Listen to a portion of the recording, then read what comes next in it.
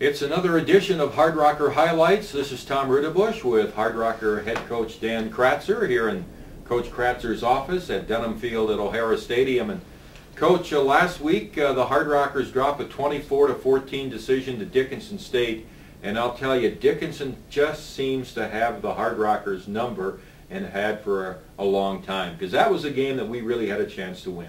Well, we thought so. You know, if we could have gone home at the end of the third quarter when it was 14-10, we'd all been real happy. Yes.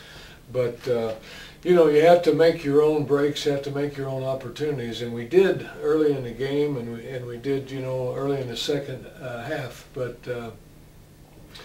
they had, you know, they're a good football team, and they just kept pounding us and getting after us. And, you know, they've been the first team that, you know, has actually ran the ball on third and fourth downs and made first downs against us. So there were some things in the fourth quarter that they kind of took charge of, and then we gave away some really significant field position with our punting game in that fourth quarter, and that didn't help matters either.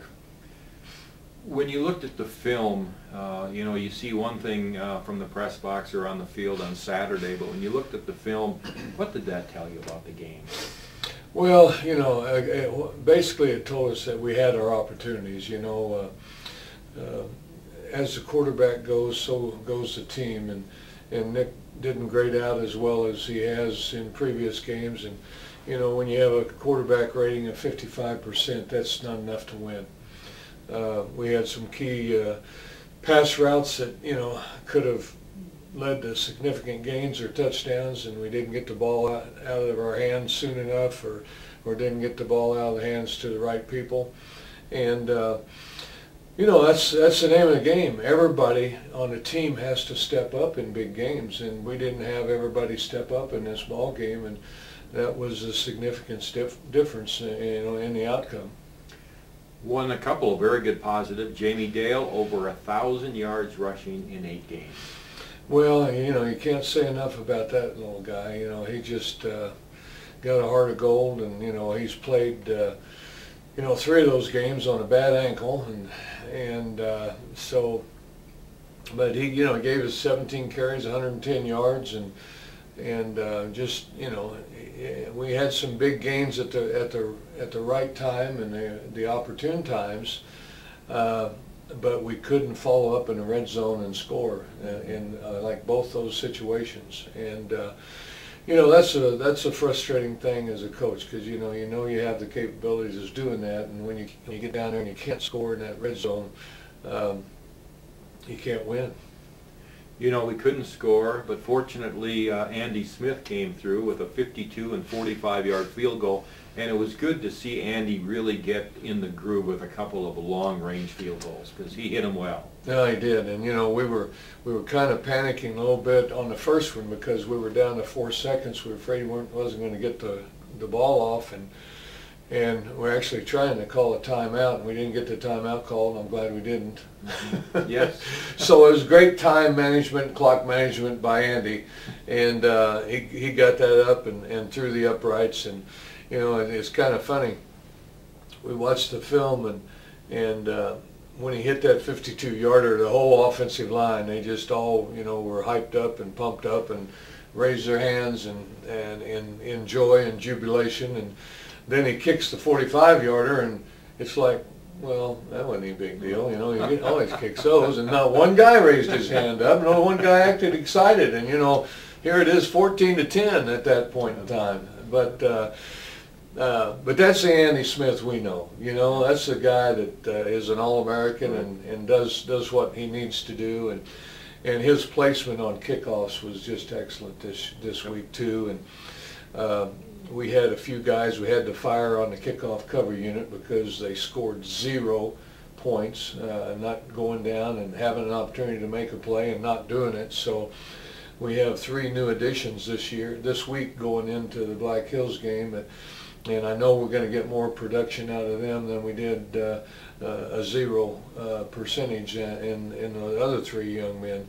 But you know, you got to keep everybody on your toes, and you know, you just got to play and play hard week in and week out. But this is what it's all about. This is what we want to do every year. We want it to come down to the last game and have a chance for the championship. And so play better, work better, work harder, all those things we need to do this week. Certainly Black Hills State in their weird way helped us out by losing at home to Minot State, which creates another four-way tie atop the DAC conference with a 5-1 record. And really, we're still in the same position we were last week. We control our own destiny. Yeah, exactly. What we got to do is win and take care of our own business and let everything else take care of itself. And again, that's what you want to have happen at the end of the season. You want it to come down to.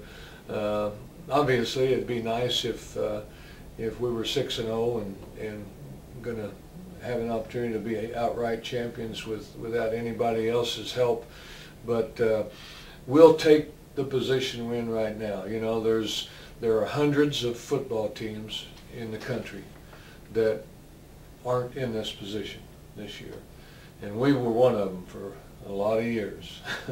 And now we're at the top, and this is where we want to be. This is the big rival game, and this is a championship game, and it doesn't get any better than this. So the kids will have a little, again, 2 weeks in a row, have the kind of pressure that you have to have if you want to be a championship program, and learn how to handle it.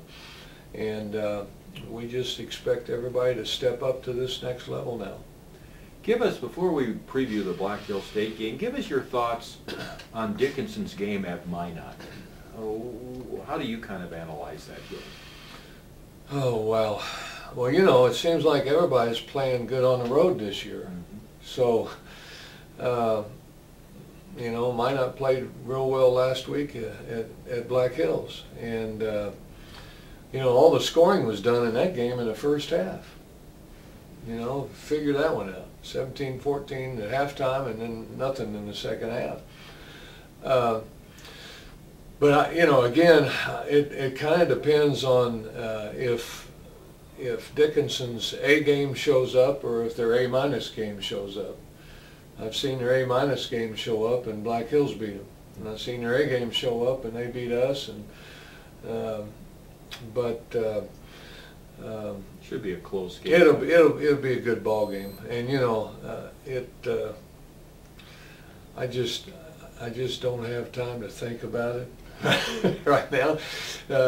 I'm drained enough thinking about what we need to do and how we need to approach this game and all the things that we need to improve on in order to beat Black Hills. Okay, let's take that right there. Tell us more about that. What do we need to improve on? Well, our special teams have to be better. That's been one of the key things that has great influence on the outcome of the ball game. We have to generate some offense this week. The defense has been pretty consistent in giving us some great opportunities and some turnovers, but that's what this defense is designed to do. It's designed to attack. If we get Black Hills backed up on the 1 or 2 yard line, we're going to get a safety. We're going to get after them, and they're not going to get out of there. So to get to that point, how do you do that? Special teams.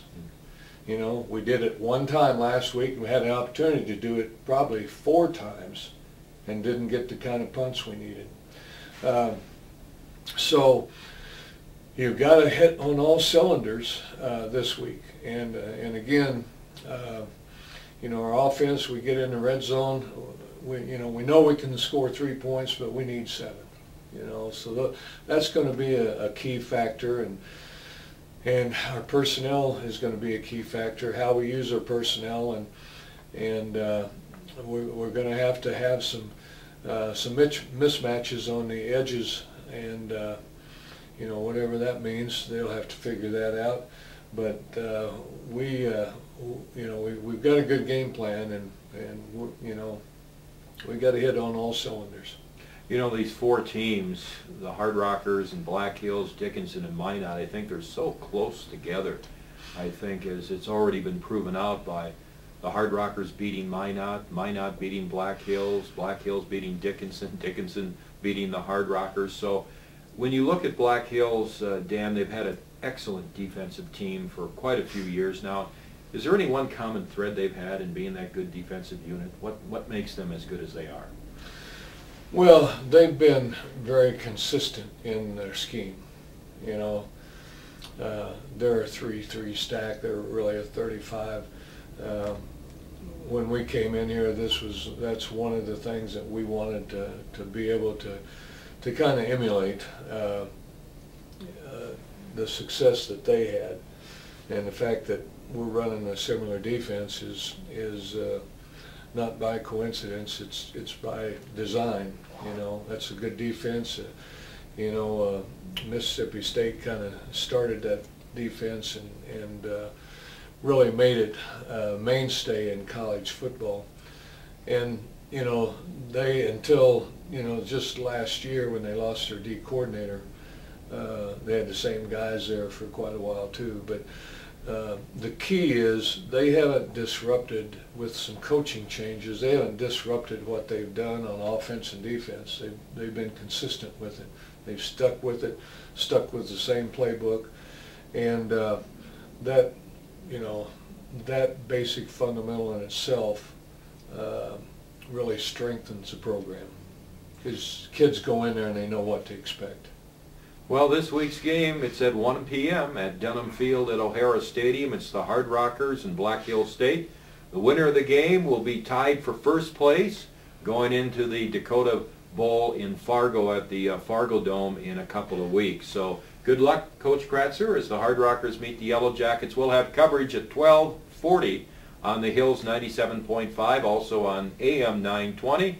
And you can hear and see pictures of the game and more right here on GoRockers.com, the official website of Hardrocker Athletics. This is Tom Rudebusch for Dan Kratzer, and this has been Hardrocker Highlights.